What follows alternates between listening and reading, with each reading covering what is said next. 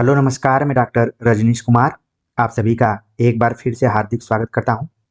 आज के video lecture में हम बात करेंगे एकलव्य मॉडल रेसिडेंशियल स्कूल यानी EMRS से निकली हुई नई वैकेंसी TGT के ऊपर। इसके पहले Eklavya model residential school EMRS से PGT की वैकेंसी आई थी, तो हमने विस्तार से बातचीत किया था कि ये एकलव्य मॉडल रेसिडेंशियल स्कूल किस उद्देश्य से निर्मित किया गया है और इसका लोगो इत्यादि क्या है, किस मंत्रालय के अंतर्गत है, ये सारी चीजें आप लोग जान रहे हैं। कहने का मतलब ये है कि अब आप लोग EMRS से भली भांति परिचित हो गए हैं। इस चैनल से मुझे उम्मीद है कि बहुत सारे ऐसे विद्यार्थी जुड़े होंगे जो कि नौकरी के खोज में होंगे, तो उनके लिए एक सुनहरा अवसर के रूप में इसको देखा जा सकता है। जो TGT और PGT दोनों के लिए योग्य होंगे उनके लिए ये कमर कस लेने का समय आ गया है कि एक ही तैयारी में आप TGT PGT किसी एक में जरूर अपने स्थान को सुरक्षित रख सकें। ऐसा अवसर शायद कम मुझे दिखाई पड़ रहा है। इसके पहले आपने देखा कि KVS में इसी तरीके से TGT और PGT की परीक्षाएं हुई थी और कई विद्यार्थी इंटरव्यू इत्यादि के लिए क्वालिफाई हुए थे, तो इसको अवसर के रूप में आपको देखना है। एकलव्य मॉडल रेसिडेंशियल स्कूल के विज्ञापन पर PGT के समय हमने विस्तार से बातचीत किया था, और विज्ञापन जब हम पढ़ रहे थे TGT के लिए तो ये भी विज्ञापन लगभग 34 पेजों का है, लेकिन बहुत कम अंतर है दोनों विज्ञापनों में। वो क्या अंतर है उस पर हम बात करेंगे। तो आप देख रहे हैं यहाँ पर ये जो बुकलेट है, बुकलेट में पूरा इंडेक्स दिया गया है। इंडेक्स कुल 34 पेजों में है। फिर पहले इसमें EMRS के परिचय के रूप में बताया गया है। यहाँ पर आप देख रहे हैं कि 18 अगस्त तक आप इस फॉर्म को भर सकते हैं, यानी कि ये फॉर्म निकल चुका है। इसकी आखिरी डेट 18 अगस्त है और इस फॉर्म को आप केवल ऑनलाइन मोड में ही भर सकते हैं, यानी कि ऑफलाइन ये फॉर्म नहीं है, केवल ऑनलाइन मोड पर है। TGT की अगर फीस की बारे में बात करें तो 1500 रुपये इसके फीस को निर्धारित किया गया है। दो तरीके की वैकेंसी आई हुई है, एक TGT का है और एक वैकेंसी नॉन टीचिंग के अंतर्गत हॉस्टल वार्डन के रूप में। तो हमारा फोकस TGT के ऊपर ही रहेगा, ठीक है। तो इसकी फीस 1500 रुपये है। यहाँ पर बताया गया है कि डेट ऑफ एग्जामिनेशन जो है वो बाद में आपको बताया जाएगा। लगातार आप वेबसाइट और ईमेल इत्यादि चेक करते रहेंगे। परीक्षा का जो समय यानी अवधि, कितने समय की परीक्षा की जाएगी, तो 180 मिनट यानी कि 3 घंटे का ये पेपर होगा, ठीक है। और 150 मिनट जो वार्डन वाली परीक्षा है, हॉस्टल वार्डन उनकी है। तो TGT का जो एग्जाम है वो कुल 3 घंटे का है। एग्जामिनेशन सेंटर आपके एडमिट कार्ड पर बताया जाएगा, लेकिन जहां तक अनुमान है कि जितने भी राज्य हैं सबकी राजधानियों में ये सेंटर होने की पूरी संभावना है। नीचे दिया भी गया कि कहाँ कहाँ पर सेंटर होगा, तो उसी हिसाब से आप अपने नजदीकी सेंटर को भरने का प्रयास करेंगे, ठीक है।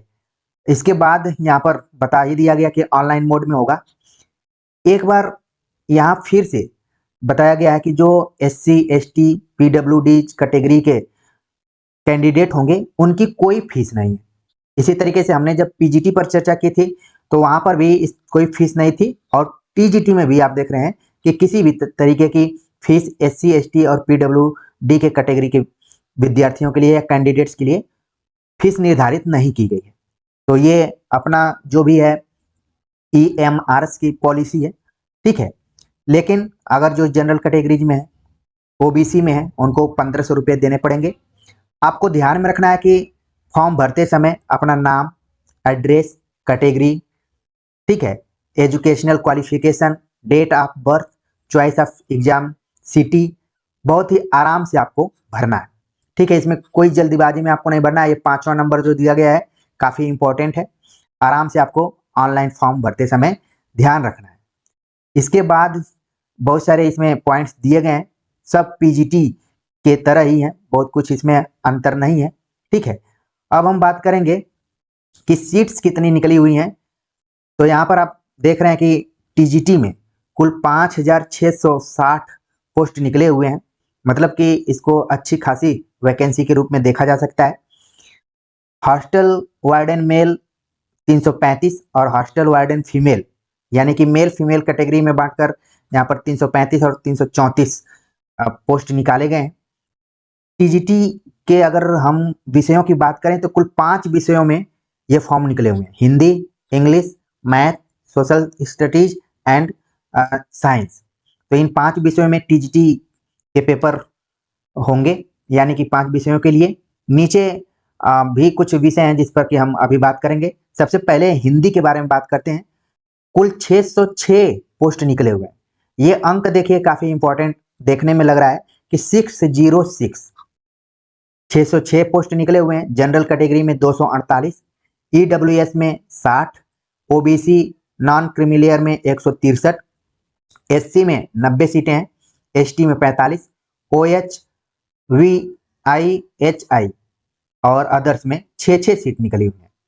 ठीक है, तो आप अपने अपने कैटेगरी के हिसाब से देख लीजिए कि किस कैटेगरी में कितनी सीट्स है और किस हिसाब से हमें तैयारी करना है।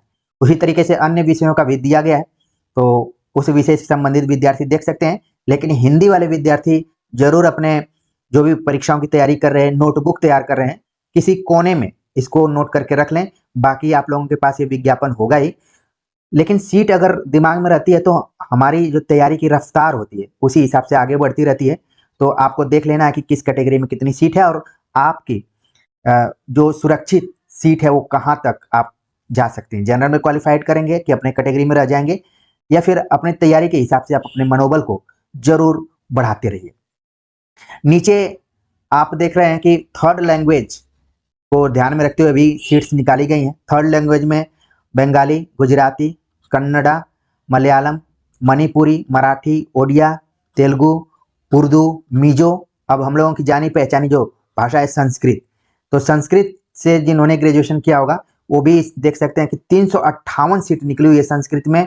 टोटल अलग अलग कैटेगरी में 148, 35, 96, 53, 26 इस तरीके से निकली हुई है। तो यानी संस्कृत जिन्होंने पढ़ी होगी वो भी कर सकते हैं, और अलग अलग क्षेत्रीय भाषाओं में जिसको कि थर्ड लैंग्वेज यहाँ पर नाम दिया गया है।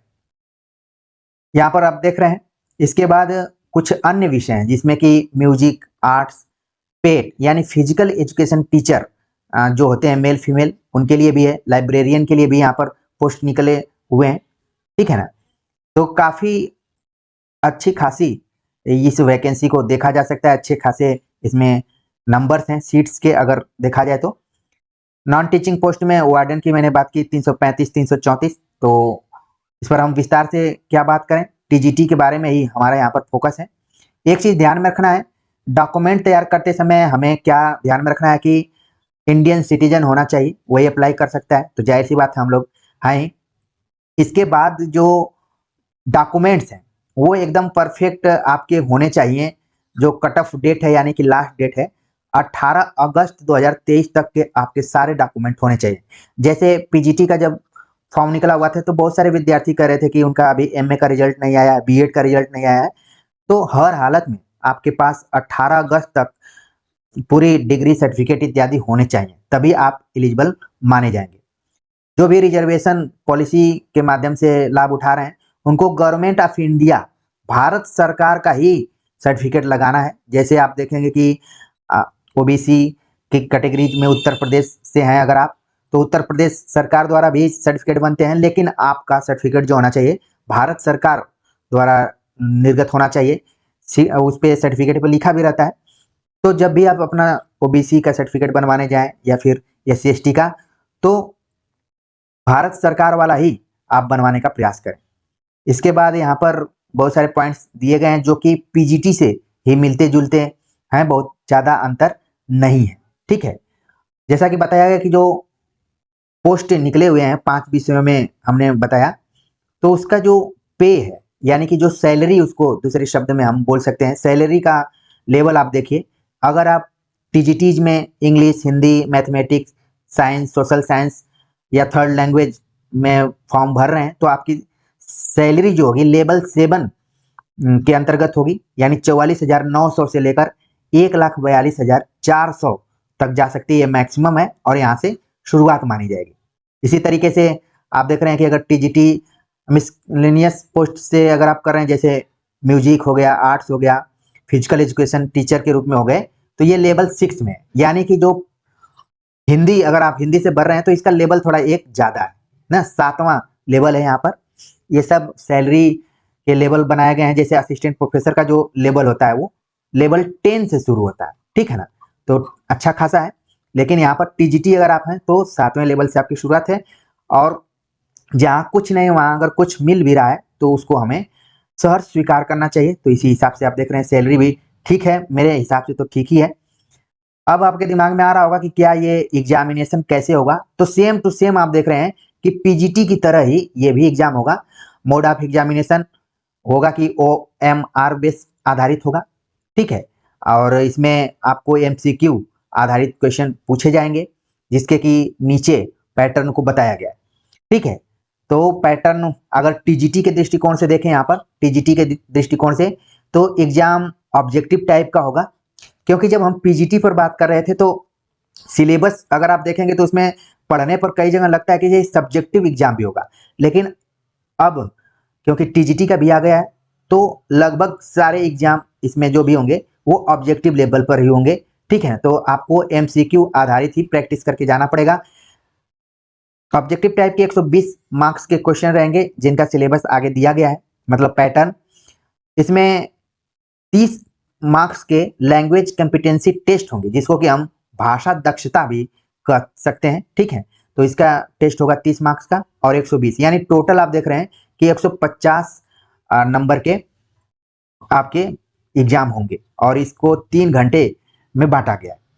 अब नीचे हम देखेंगे कि जो पैटर्न है, पैटर्न आप देख रहे हैं यहाँ पर सेम टू सेम, इस पैटर्न को देखा जाए तो पीजीटी से मिलता जुलता ही है। इसको भी 6 भागों में बांटा गया, part 1, part 2, part 3, part 4, part 5 और पार्ट 6।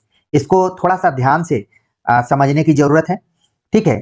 पार्ट 6 को हम थोड़ा सा और क्लियर करेंगे, पीजीटी के दौरान भी क्लियर किए थे, अब टीजीटी के दौरान भी क्लियर करेंगे। इसलिए लेक्चर को या वीडियो को आराम से आप देखिए, समझने का प्रयास कीजिए, क्योंकि इस चीज को समझ जाएंगे तो मानकर चलिए कि आप एक सीढ़ी अपने सफलता की तरफ चढ़ चुके हैं। देखिए यहाँ पर पार्ट 1 में दिया गया है जनरल अवेयरनेस, यानी कि सामान्य जानकारी आपको होनी चाहिए। इससे क्वेश्चन 10 क्वेश्चन बनेंगे 10 नंबर के। इसके बाद रीजनिंग एबिलिटी, रीजनिंग एबिलिटी मतलब मानसिक योग्यता या क्षमता इसको कहा जाता है। इससे भी 10 सवाल रहेंगे 10 नंबर के। नॉलेज ऑफ ICT, तो कंप्यूटर से संबंधित आपको जानकारी होनी चाहिए, 10 क्वेश्चन रहेंगे 10 नंबर के। टीचिंग एप्टीट्यूड, तो शिक्षण अभियोग्यता से जुड़े हुए सवाल रहेंगे, 10 क्वेश्चन रहेंगे 10 नंबर के। तो इतना दूर तो आपने देखा कि हमने पीजीटी के समय भी आप सभी को बताया था। इसका मतलब है कि एक तैयारी के साथ आपके दो परीक्षाओं की तैयारी हो रही है, तो बिल्कुल घबराने की जरूरत नहीं है, एकदम से कमर कस लेना है, उसी हिसाब से तैयारी करना है। पार्ट 5 में थोड़ा सा बदलाव किया गया, यदि आपको पीजीटी का सिलेबस याद होगा तो इसमें थोड़ा सा बदलाव किया गया। यहाँ पर आप देख रहे हैं कि यहाँ पर Khelo India, fit India and other similar programs of government of India पेट ओनली, तो ये थोड़ा सा यहाँ पर अंतर टीजीटी में दिखाई पड़ रहा है, तो इस टॉपिक को आपको ठीक से पढ़ना पड़ेगा। बाकी डोमेन नॉलेज में आपका पूरा हिंदी रहेगा। इसके बाद एक्सपेरिमेंशियल एक्टिविटी बेस्ड पेडोगोजी, पेडोगोजी से रिलेटेड क्वेश्चन रहेंगे, और नेशनल एजुकेशन पॉलिसी 2020 से सवाल रहेंगे। तो इतना दूर तो आपको पीजीटी में भी पढ़ना था और टीजीटी में भी पढ़ना है, बस अंतर कहाँ पर आ रहा है, वो खेलो इंडिया, फिट इंडिया और जो भी भारत सरकार की इससे जुड़ी समान योजनाएं रही हैं उनको ध्यान में रखना है।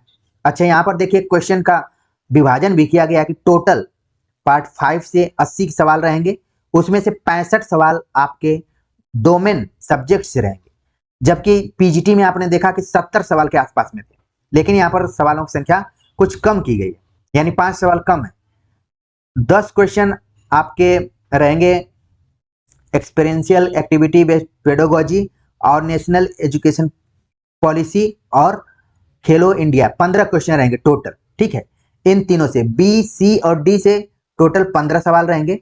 बाकी आप देख रहे हैं कि 65 सवाल आपके सब्जेक्ट से रहेंगे।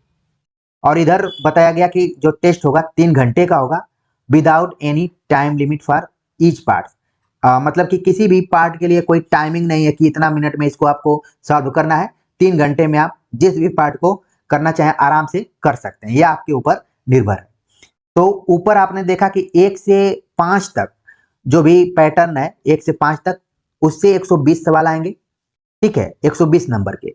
लेकिन जो टर्निंग पॉइंट है उसको ध्यान में रखना है कि पार्ट 6 जो है बहुत ही इंपॉर्टेंट आपके लिए, जो कि लैंग्वेज कॉम्पिटेंसी टेस्ट के अंतर्गत आ रहा है, जिसमें जनरल हिंदी यानी सामान्य हिंदी आपको पढ़ना है। इसके बाद जनरल इंग्लिश मतलब सामान्य अंग्रेजी पढ़ना है। और रीजनल लैंग्वेजेज में नीचे दिया हुआ कि कौन कौन सी हैं, लेकिन यहाँ पर आपको ध्यान में रखना है कि सामान्य हिंदी, सामान्य अंग्रेजी 10 मार्क्स, 10 नंबर के, प्रत्येक सब्जेक्ट से 10 नंबर के क्वेश्चन आएंगे। मतलब कि हिंदी से भी 10 नंबर के आएंगे, अंग्रेजी से भी 10 नंबर के आएंगे, अगर कोई रीजनल लैंग्वेज है तो इससे 10 नंबर आएंगे। तो टोटल 30 क्वेश्चन रहेंगे 30 नंबर के। अब यहाँ पर कहा जा रहा है कि this part is qualifying in nature only with minimum 40% marks in each language. यहाँ पर देखिए ईच को आपको ध्यान में रखना है। कई बार विद्यार्थी कमेंट्स करते रहते हैं पीजीटी के वीडियो को देखने के बाद, विज्ञापन को देखने के बाद, कि हमें कंप्लीट 40% लाना है या फिर अलग अलग लाना है। तो आप देख रहे हैं कि यहाँ पर अलग अलग ही लाना है। मतलब अगर 10-10 सवाल पूछा जा रहा है तो सब में आपको 4-4 नंबर लाना ही लाना है। अगर ये 4-4 नंबर नहीं ला पाते हैं, किसी में कम ज़्यादा होता है, तो हो सकता है कि आप क्वालिफाइंग नहीं माने जाएंगे। यहाँ पर साफ साफ लिखा हुआ है कि क्वालिफाइंग नेचर ये है कि हर लैंग्वेज के अंतर्गत आपको 40% मार्क्स लाने ही हैं। इसके बाद जो कंडीशन दी गई है वो और ध्यान में रखने वाली है कि पार्ट 1 to 5 यानी कि ऊपर जो दिया गया part 1 to 5 of the candidate will not be evaluated if he and she fails to attain qualifying marks in part 6। अगर छठवें पार्ट में आप क्वालिफाइंग मार्क्स 40% अलग अलग नहीं ला पाते हैं तो आप ये माना जाएगा कि 1 से 5 के लिए भी क्वालिफाई नहीं हुए। तो पार्ट 6 आप देख रहे हैं कि कितना इंपॉर्टेंट है, इसको भी बहुत ही फोकस करने की जरूरत है। ठीक है, तो ये था पैटर्न पीजीटी का। उम्मीद है कि आप सब समझ गए होंगे, उसी हिसाब से अपनी तैयारी करना शुरू कर देंगे। सेम टू सेम ऐसे ही पीजीटी में भी था, बस अंतर जो मैंने बताया कि यहाँ पर अंतर हो गया। थर्ड लैंग्वेज रीजनल जो यहाँ पर देखिए स्टार दिया हुआ है, क्योंकि मैं जानता हूं कि हमारे कई विद्यार्थी तुरंत कमेंट्स कर देंगे कि सर ये रीजनल लैंग्वेज क्या है। तो यहाँ पर देखिए बताया गया कि बंगाली, डोंगरी, इंग्लिश, गारो, गुजराती, हिंदी, ठीक है, कन्नड़, कश्मीरी, खासी, मलयालम, मणिपुरी, मराठी, कुल देख रहे हैं कि 18 रीजनल लैंग्वेज दिया गया है और इसमें से केवल एक ही रीजनल लैंग्वेज आपको चुनना है। तो जहां तक मुझे याद है या फिर लग रहा है कि आप लोग जो भी हिंदी विषय से हैं वो हिंदी को ही चुन लेंगे, ठीक है ना। तो इस हिसाब से आप देख रहे हैं कि पैटर्न को आप समझ गए कि कैसे इसको हमें देखना है और कैसे टैकल करना है। हॉस्टल वार्डेंस का भी आप देख रहे हैं कि 120 क्वेश्चन है इसमें, ठीक है, तो इस पर मैं ज्यादा नहीं बात करूंगा। अब जो महत्वपूर्ण बात है ये है कि आपके दिमाग में उठने लगा होगा कि क्या इसमें निगेटिव मार्किंग है कि नहीं। ठीक है, तो आप देख रहे हैं कि यहाँ पर नकारात्मक मार्किंग है, यानी कि 0.25 1/4 नंबर आपके काटे जाएंगे अगर आप गलत उत्तर देते हैं। तो गलत उत्तर पे 0.25 नंबर कटेंगे और जो आंसर आपने नहीं दिया है उस पर कोई फर्क नहीं पड़ेगा, कोई उसका ना नंबर कटेगा ना नंबर जुड़ेगा। तो आप ध्यान में रखिए कि इस एग्जाम की तैयारी करते समय आपको सावधानी से परीक्षाओं में बैठना है और सही उत्तर देना है। अगर आप ज़्यादा वहाँ पर असावधानी बरतते हैं तो गलत उत्तर अगर हो जाता है तो 0.25 अंक सही वाले में से काट लिए जाएंगे। तो इस चीज़ को ध्यान में रखिए। बाकी ओएमआर सीट पर आधारित होगा। मान लीजिए जब आपका एग्जाम हो जाता है तो आंसर शीट जारी की जाएगी, आंसर की। अगर आप आंसर से संतुष्ट नहीं है, सेटिस्फाइड नहीं है, तो आप 1000 रुपये जमा करेंगे। इसके बाद जिन जिन क्वेश्चन पे आपको ऑब्जेक्शन है, आपत्ति है, तो उसको आप चैलेंज करेंगे। तो ये कुछ चीज़ें थी। सिलेबस के बारे में बताया गया कि वेबसाइट पर दिया गया है, तो हम भी समय के अनुसार टीजीटी हिंदी के सिलेबस पर बात करेंगे और देखेंगे कि पीजीटी हिंदी के सिलेबस से कितना भिन्न है, कितना समान है। ठीक है, अगर समान रहेगा तो बहुत अच्छी बात है कि एक ही तीर से हम लोग दो निशाने को साध लेंगे और मुझे उम्मीद है कि बहुत सारे विद्यार्थी इस बेरोजगारी से रोजगार के कैटेगरी में चले जाएंगे। तो सिलेबस पर हम बात करेंगे, आपको धैर्य रखने की जरूरत, मैं कहूँगा कि है, धैर्य रखिए, परेशान होने की जरूरत नहीं है, समय के अनुसार सब चीज होगा। अब देखिए नीचे भी और भी बहुत सारी चीजें दी गई हैं, तो देख लीजिए यहाँ पर एज लिमिट और पोस्ट, ये इंपॉर्टेंट चीज है कि एलिजिबिलिटी क्राइटेरिया क्या है और क्वालिफिकेशन क्या है। तो अगर हम बात करें टीजीटी के बारे में, जिसमें कि English, Hindi, third language, mathematics, social science और साइंस विषय आ रहे हैं, तो इसमें बताया गया है कि एज लिमिट 35 वर्ष से ज्यादा नहीं होनी चाहिए। तो 35 वर्ष यानी जो जनरल कैटेगरी के विद्यार्थी हैं, कैंडिडेट हैं, उनका 35 वर्ष से ज्यादा नहीं होना चाहिए।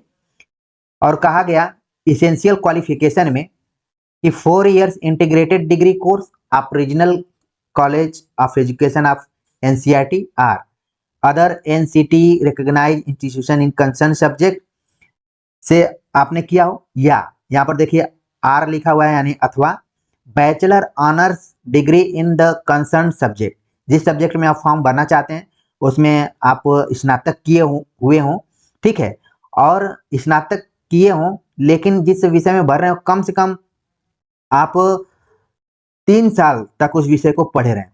यहाँ पर लिखा है candidate should have studied requisite subjects for at least 2 years in the, कम से कम जिस विषय में आप फॉर्म भरना चाहते हैं, मान लीजिए मैं हिंदी का यहाँ पर उदाहरण दूं, हिंदी विषय से फॉर्म भरना चाहते हैं तो बीए के दौरान कम से कम आप 2 साल तक जरूर इसका अध्ययन किए रहे हों, तभी आप इस विषय में फॉर्म भर सकते हैं।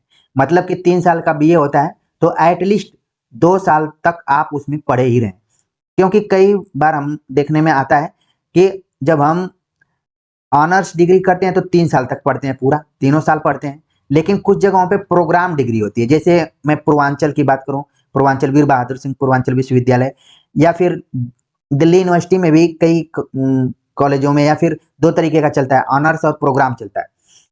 तो यहाँ पर ध्यान में रखना है कि जिस विषय में आप फॉर्म भरना चाहते हैं उस विषय को आप अपने ग्रेजुएशन के दिनों में 2 साल अनिवार्य रूप से पढ़े हों, ठीक है, या बैचलर डिग्री फ्रॉम, स्नातक डिग्री किसी रिकॉग्नाइज यूनिवर्सिटी, मान्यता प्राप्त यूनिवर्सिटी से लिए हों और सब्जेक्ट के तौर पर 3 साल पढ़ाई किए हों। ये देखिए कुछ कंडीशन है यहाँ पर। कई जगह आप देखते होंगे कि हिंदी के साथ संस्कृत की कंडीशन रहती है, लेकिन यहाँ पर इस तरीके का कुछ नहीं है, बस यहाँ कंडीशन अलग अलग ही है कि आप अगर बीए में हिंदी पढ़े हैं तो 2 साल जरूर हिंदी पढ़े हों, या फिर 3 साल भी पढ़े हों तो कोई दिक्कत नहीं है। यहाँ पर देखिए नोट में भी बताया गया, जो कि स्पेशली बताया गया है, इसको ध्यान में रखिए, सब्जेक्ट कॉम्बिनेशन को ध्यान में रखते हुए यहाँ पर नोट किया गया है और क्लियर करने के लिए। और मुझे भी लग रहा था जब मैं ऊपर क्लियर कर रहा था तो हो सकता है कि आप लोगों को समझ में नहीं आ रहा होगा, लेकिन यहाँ पर देखिए सीधे सीधे बोल रहा है कि फॉर टीजीटी हिंदी, अगर टीजीटी हिंदी से आप अप्लाई कर रहे हैं तो Hindi as a subject in all 3 years of degree courses, अगर आप हिंदी टीजीटी हिंदी में फॉर्म भरना चाहते हैं तो आपको 3 साल डिग्री कोर्स में हिंदी पढ़ना होगा। तो ये देखिए यहाँ पर हिंदी विषय से जो विद्यार्थी भर रहे हैं उनके लिए पॉइंट बहुत ही इंपॉर्टेंट है। इसी तरीके से इंग्लिश वालों को भी बताया कि 3 साल होना चाहिए, मैथ वालों को भी बताया कि उनके साथ कौन कौन सा कॉम्बिनेशन होना चाहिए, मैथ के साथ फिजिक्स होना चाहिए, तो ये अलग है। लेकिन हिंदी से अगर आप भर रहे हैं तो यहाँ पर अब क्लियर हो गया होगा कि 3 साल आप हिंदी विषय के तौर पर अध्ययन किए रहे होंगे जरूर, ये अनिवार्य है, ठीक है ना। ऊपर में अथवा अथवा कई तरीके का दिया हुआ है, तो कुछ जगहों पर तो ये बताया कि 3 साल में 2 साल आपके सब्जेक्ट के तौर पर होना चाहिए, और नहीं तो यहाँ पर नोट करके, नोट जब दिया गया है तो स्पेशली क्लियरिफिकेशन के लिए ही ये चीजें दी गई हैं, तो क्लियर कर दिया गया कि अगर आप टीजीटी हिंदी से देना चाहते हैं तो 3 साल आपको पढ़ना है। अब इसमें कोई कंफ्यूजिंग की गुंजाइश नहीं है, तो ये चीज क्लियर करना जरूरी था, उम्मीद है कि क्लियर हो गया होगा। और एज में आप देख रहे हैं कि 35 वर्ष से ज्यादा नहीं होना चाहिए, लेकिन अलग अलग कैटेगरी में कुछ छूट भी दी गई है, उस पर मैं बात करूं उससे पहले एक और महत्वपूर्ण पॉइंट है कि अब जब टीजीटी पोस्ट के लिए अप्लाई करने जा रहे हैं तो आपके पास सी टेट का सर्टिफिकेट होना चाहिए। ये देखिए इंपॉर्टेंट यहाँ पर चीज है। अगर किसी के दिमाग में बात आई होगी कि क्या सीटेट जरूरी है नहीं, तो सीटेट जरूरी है। लिखा गया है in case of candidate applying for the post of TGTs they should have valid CTET certificate. आपके पास वैलिड सीटेट सर्टिफिकेट होना ही चाहिए, ठीक है। बाकी और सारी चीजें हैं कि क्या क्या आप कर देंगे गलत तो फिर आपका फॉर्म रिजेक्ट हो जाएगा, तो ऐसा आप लोग करेंगे ही नहीं। एज रिलैक्सेशन के बारे में जैसा कि मैंने बताया कि अलग अलग कैटेगरी में दिया हुआ है। यदि आप एससी और एसटी कैटेगरी में है तो 5 साल की छूट है, ओबीसी में है तो 3 साल की छूट है। अगर आप कहीं कंटिन्यूअस सर्विस कर रहे हैं सेंट्रल गवर्नमेंट में तो 5 साल की है। अगर आप जम्मू यूटी कश्मीर से हैं तो 5 साल का है, इधर अपना अलग। वुमेन अगर महिला है, महिलाओं के लिए यहाँ पर देखिए women all category only if applying for TGT post तो 10 साल की छूट है। महिलाओं के लिए यहाँ पर देखिए 10 साल की छूट दे दी गई है, तो ये इनके लिए इंपॉर्टेंट चीज है, ध्यान में रखिए इसको। और अगर आप दिव्यांग हैं तो उसके लिए भी अलग अलग तरीके का 15, 13, 10 साल का, इस तरीके से, ठीक है। तो ये कुछ छूटें हैं, उनको आप ध्यान में रखिए, आपको क्या इसमें जरूरत है, ठीक है। ज्यादातर मुझे लग रहा है कि जनरल, ओबीसी, एससी, एसटी और महिलाओं के लिए जो यहाँ पर दिया गया है उनके लिए ये जानकारी ध्यान में रखने की आवश्यकता है। तो ये था। अब नीचे प्रोफार्मा इत्यादि दिया गया है कि किस तरीके का प्रोफार्मा होना चाहिए। तो आप अगर अपना सर्टिफिकेट तैयार करवाए होंगे, तहसील में जाएंगे अपने, तो वहाँ पर खुद ब खुद वो लोग बना कर दे देते हैं। बस ध्यान में रखना है कि भारत सरकार का आपको सर्टिफिकेट बनवाना है, स्टेट लेवल का सर्टिफिकेट इसमें मान्य नहीं होगा। पूरा प्रोफार्मा यहाँ पर दिया हुआ है। तो आखिर में यहाँ पर मैं ये दिखाना चाहूंगा कि जो लिस्ट ऑफ एग्जामिनेशन सिटीज हैं, तो जितनी भी सिटीज हैं वो एक तरीके से राज्यों की राजधानियां ही हैं, ठीक है ना। तो आप जिस राज्य से जुड़े हुए हैं वहाँ की राजधानी को ही अपना सेंटर दीजिए, या फिर जहाँ भी आपको सहूलियत हो वहाँ दे सकते हैं। तो ये पूरा भारत लेवल के स्तर का फॉर्म है, तो आप जहाँ से भी हो इस फॉर्म को अप्लाई कर सकते हो। क्योंकि बहुत सारे विद्यार्थियों ने कमेंट्स किया कि क्या मैं मध्य प्रदेश से हूँ, छत्तीसगढ़ से हूँ, तो इस फॉर्म को भर सकता हूँ कि नहीं।